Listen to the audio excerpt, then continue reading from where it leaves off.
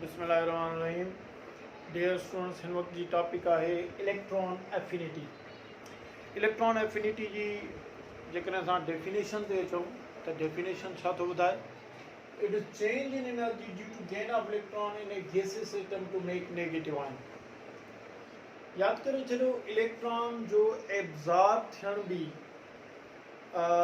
जेको आहे इलेक्ट्रॉन जो गेन करण बि एटम जी गैसियस स्टेट में थींदो आहे, इलेक्ट्रॉन जो लॉस करण बि एटम जी गैसियस स्टेट में थींदो आहे। हाणे कीअं ख़बर पवे त atom neutral atom electron gain कयो आहे या इलेक्ट्रॉन लॉस कयो आहे? त यादि करे छॾियो, जेकॾहिं neutral gaseous atom left to right थिए थो पॉजिटिव गैसियस आयन, त पोइ ही आयोनाइज़ेशन प्रोसेस आहे। This is ionization process.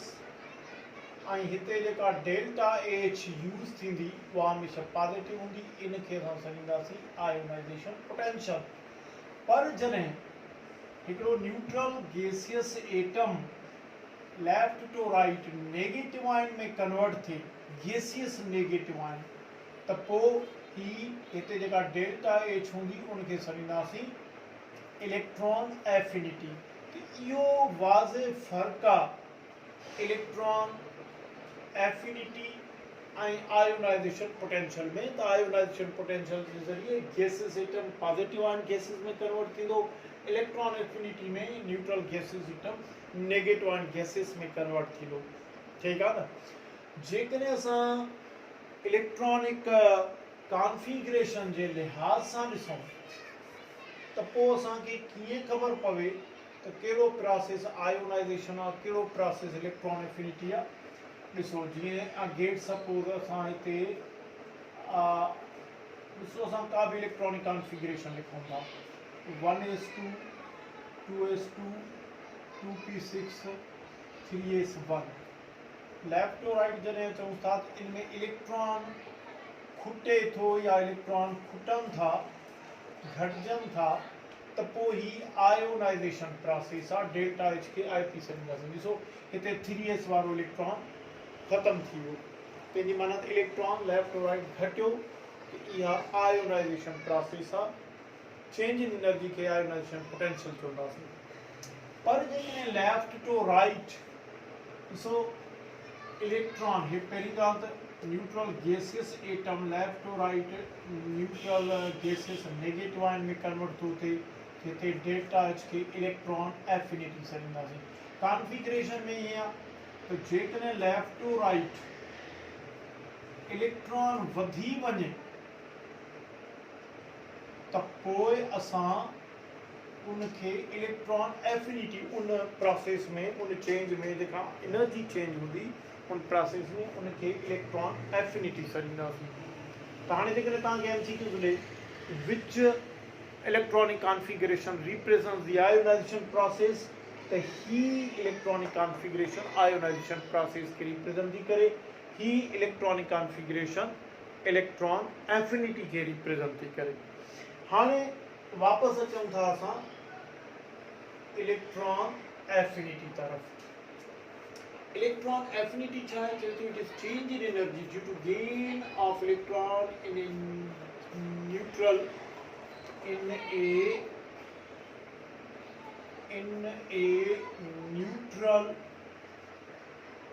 Gaseous atom. हिकिड़े न्यूट्रल गैसियस एटम में इलेक्ट्रॉन जे गेन करण में जेका चेंज इन एनर्जी ईंदी, उन चेंज इन एनर्जी खे असां आयोनाइज़ेशन पोटेंशियल चवंदासीं। हाणे चेंज इन एनर्जी जो मक़सदु आहे त एनर्जी में बी रिलीज, एनर्जी में बी एब्जॉर्ब, माना ॿई ॻाल्हियूं थींदियूं। या त एनर्जी रिलीज थींदी इन प्रोसेस में इलेक्ट्रॉन जे गेन करण सां, या एब्जॉर्ब थींदी।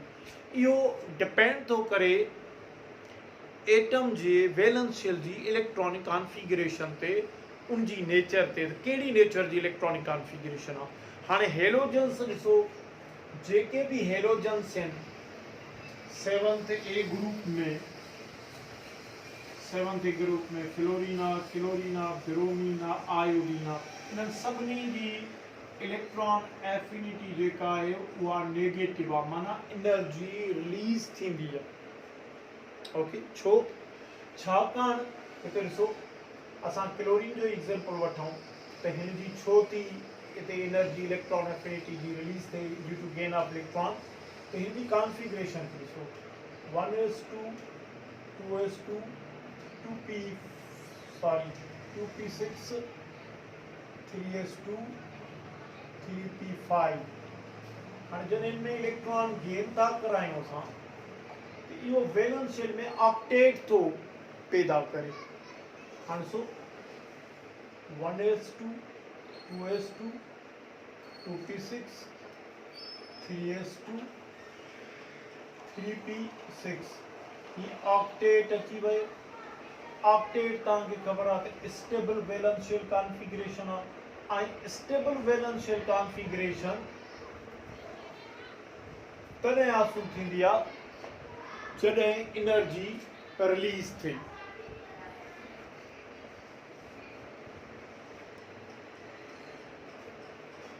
अच्छा हाणे हिते ऑक्टेट मिलण जे करे इलेक्ट्रॉन जे गेन थियण सां ऑक्टेट मिले थो। Octet stable valence shell configuration आहे। स्टेबल वैलेंस शेल कॉन्फ़िगरेशन में एनर्जी रिलीज थींदी आहे छाकाणि त stability without release of energy जे नथी मिली सघे। तव्हांखे ख़बर आहे त एनर्जी रिलीज करण खां पोइ सिस्टम जी एनर्जी लो थींदी आहे ऐं लो एनर्जी हमेशह सिस्टम खे स्टेबिलिटी ॾींदी आहे। त तंहिंजी माना स्टेबिलिटी जो मक़सदु आहे एनर्जी रिलीज थिए।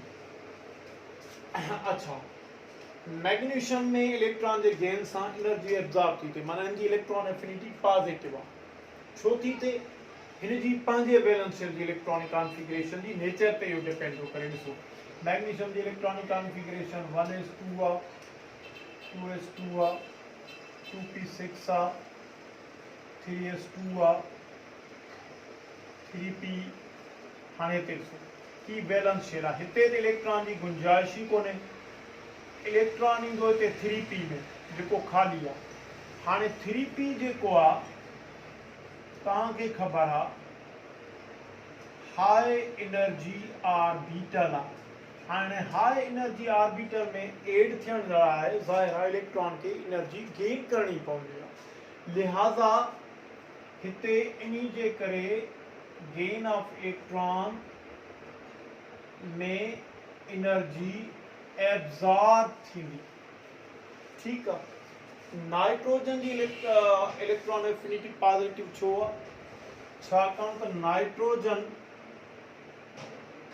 की कॉन्फ़िगरेशन में वैलेंस शेल जे अंदर डीजनरेट ऑर्बिटल्स मौजूद आहिनि ऐं डीजनरेट ऑर्बिटल्स स्टेबल ऑर्बिटल्स आहिनि। हाणे हिननि में इलेक्ट्रॉन जो एड थियण माना ही स्टेबल डीजनरेट आहिनि। स्टेबल डीजनरेट ऑर्बिटल्स आहिनि। हिन में इलेक्ट्रॉन जो गेन थियण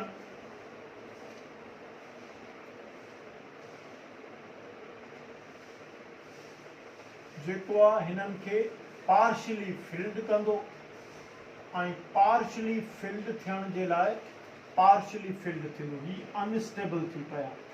त कंहिं बि सिस्टम खे अनस्टेबल करण लाइ energy must be required work must be done. उनजे करे हिते एनर्जी एब्जॉर्ब थी थिए। ओके छाकाणि त डीजनरेट स्टेबल ऑर्बिटल्स खे असां पार्शली फिल्ड अनस्टेबल ऑर्बिटल्स कयूं था उन जे करे। ओके ऑक्साइड मोनोवेलेंट जी छो थी इलेक्ट्रॉन एफिनिटी पॉजिटिव थिए छाकाणि त हिते मोनोवेलेंट ऑक्साइड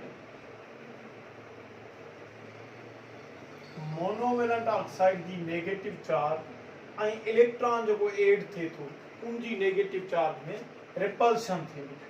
उन्हीं जे करे लिहाज़ा हिते energy is absorbed to overcome repulsion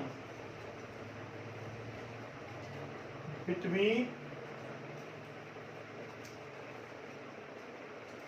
negative charged monovalent ion and added and electron being added.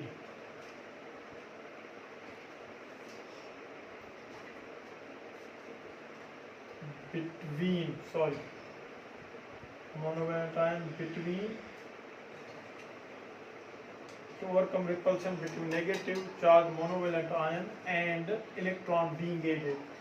हाँ हिते जो को मोनोवेलेंट आयन में नेगेटिव चार्ज आहे उनमें जो इलेक्ट्रॉन एड था करण उन जे विच में रिपल्शन थींदी उन रिपल्शन के ओवरकम करण जे लाइ हिते एनर्जी एब्जॉर्ब थी थे जे करे मोनोवेलेंट ऑक्साइड आयन जी इलेक्ट्रॉन एफिनिटी पॉजिटिव आहे तो हिन मां इहो साफ़ ज़ाहिर थियो त के एलिमेंट इलेक्ट्रॉन गेन करण वक्त एनर्जी एब्जॉर्ब कन था तो के एनर्जी रिलीज कन था ही तो आगे याद करना पवंदा तो कंहिंजी इलेक्ट्रॉन एफिनिटी पॉजिटिव आहे कंहिंजी नेगेटिव आहे अच्छा हेलोजन्स सभई नेगेटिव इलेक्ट्रॉन एफिनिटी अख्तियार कन था उनजी इलेक्ट्रॉन एफिनिटी नेगेटिव आहे एनर्जी रिलीज थी थिए छाकाणि त इलेक्ट्रॉन जो गेन करण हुनजे वैलेंस शेल के ऑक्टेट में आणे थो ऐं ऑक्टेट स्टेबिलिटी जो नालो आहे stability without release of energy नथी मिली सघे जंहिंजे करे हिते एनर्जी रिलीज थी थिए अच्छा इन्हनि हेलोजन्स में top to bottom electron affinity decrease थी थिए पर यादि करे छॾियो हिननि में फ्लोरीन ऐं क्लोरीन जे विच में एनोमलिस बिहेवियर आहे उहो इहो आहे त क्लोरीन जी जेका इलेक्ट्रॉन एफिनिटी आहे उहा फ्लोरीन खां वधीक आहे हिते हाईएस्ट इलेक्ट्रॉन एफिनिटी जेका आहे उहा क्लोरीन जी आहे वजह इहा त फ्लोरीन नंढड़ो आयन आहे उन नंढे आयन में इलेक्ट्रॉन जो जेकॾहिं गेन कराईंदासीं हिन नंढे फ्लोरीन एटम जी इलेक्ट्रॉनिक चार्ज ऐं इलेक्ट्रॉन जे विच में रिपल्शन थींदी ऐं उन रिपल्शन के मिनिमाइज करण लाइ फ्लोरीन जेको आहे सो एनर्जी कुछ खर्च कंदो टोटल एनर्जी रिलीज न कंदो इहो ई सबब आहे त highest electron affinity among halogens chlorine जी हाणे जेकॾहिं एमसीक्यूज़ में अचे त which halogen has highest electron affinity त पोइ क्लोरीन सही जवाब रहंदो क्लोरीन जी सभिनी हेलोजन्स में इलेक्ट्रॉन एफिनिटी हाई आहे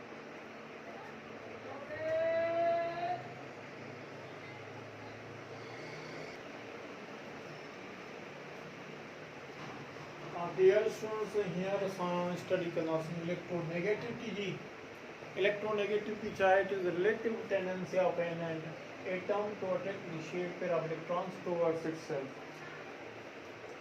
असुल में एटम जे न्यूक्लियस जी ॾिसो शेयर्ड पेयर ऑफ इलेक्ट्रॉन जी नेगेटिव चार्ज सां अट्रैक्शन थींदी आहे त एटम जे न्यूक्लियस जी उहा कुवत जंहिंसां एटम ॿिए एटम जी भेट में atom shared pair of electrons के ॿिए एटम जी भेट में वधीक पाण ॾे छिके इहा atom J shared pair of electrons के पाण छिकण वारी एटम जी सलाहियत न्यूक्लियर एबिलिटी इलेक्ट्रोनेगेटिविटी आहे यादि करे छॾियो इलेक्ट्रोनेगेटिविटी एटॉमिक रेडियस सां इनवर्सली रिलेटेड आहे जेकॾहिं इलेक्ट्रोनेगेटिविटी घणी तरह थींदी जॾहिं एटॉमिक रेडियस घटिबो हाणे हिते ॾिसो ही लार्ज एटॉमिक रेडियस वारो एटम आहे ही स्मॉल एटॉमिक रेडियस वारो एटम आहे त लार्ज एटॉमिक रेडियस वारो एटम जो न्यूक्लियस शेयर्ड पेयर खां डिस्टेंस ते हुजे थो जंहिंजे करे उनजे विच में अट्रैक्शन घटि थींदी जॾहिं त स्मॉलर एटॉमिक रेडियस वारो एटम शेयर्ड पेयर के वधीक छिके थो छाकाणि त उनजे न्यूक्लियस में shared pair of electron J which में डिस्टेंस घटिजे थो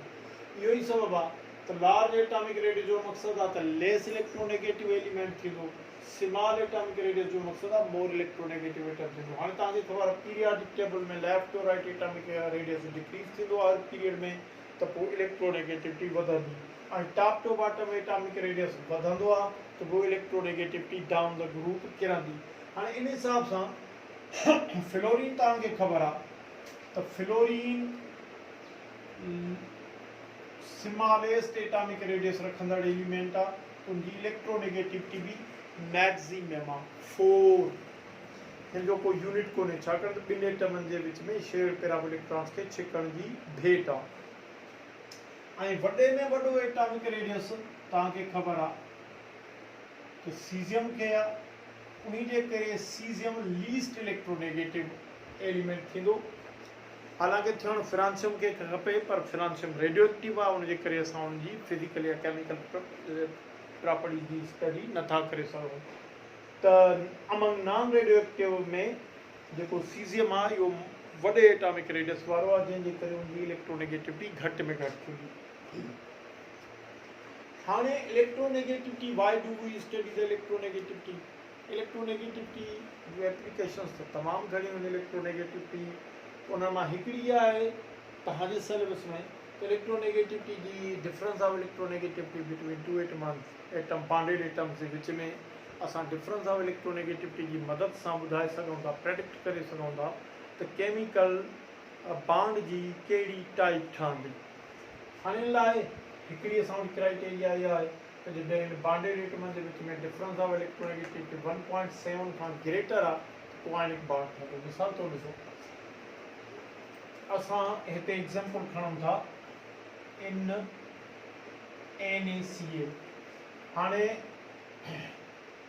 सोडियम इलेक्ट्रोनेगेटिविटी ऑफ क्लोरीन 3.0 आहे, सोडियम जी 0.9 आहे, डिफरेंस खणंदासीं 2.1 जेको ग्रेटर देन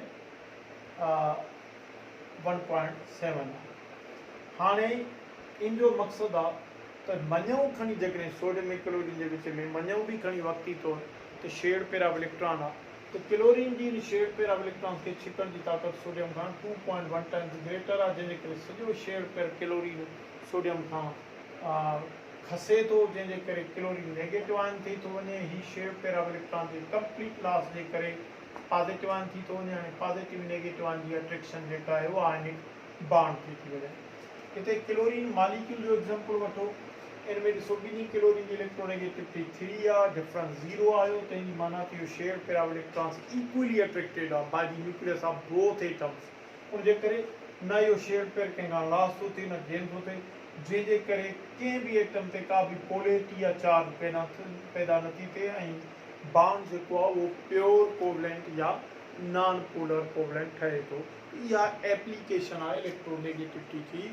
त ॿिनि बॉन्डेड एटमनि जे विच में डिफरेंस ऑफ इलेक्ट्रोनेगेटिविटी खे बुनियादु बनाए असां प्रेडिक्ट करे सघूं था which type of chemical bond is going to be formed between the two bonded atoms.